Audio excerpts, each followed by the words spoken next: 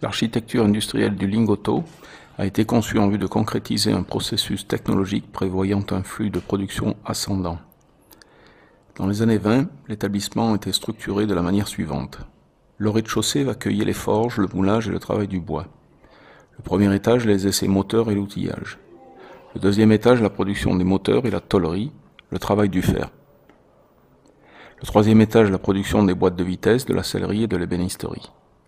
Le quatrième étage, la production des essieux et des ponts, revêtements internes et montage de l'intérieur des véhicules. Le cinquième étage, l'achèvement des véhicules.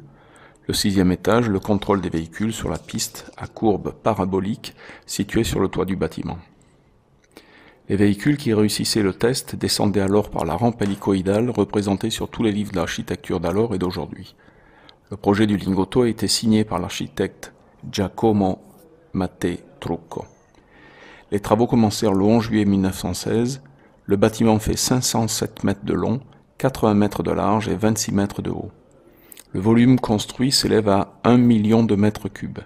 La surface couverte est de 43 000 mètres carrés. La surface du plancher est de 200 000 mètres carrés. La piste fait 24 mètres de large et s'étend sur plus d'1 kilomètre.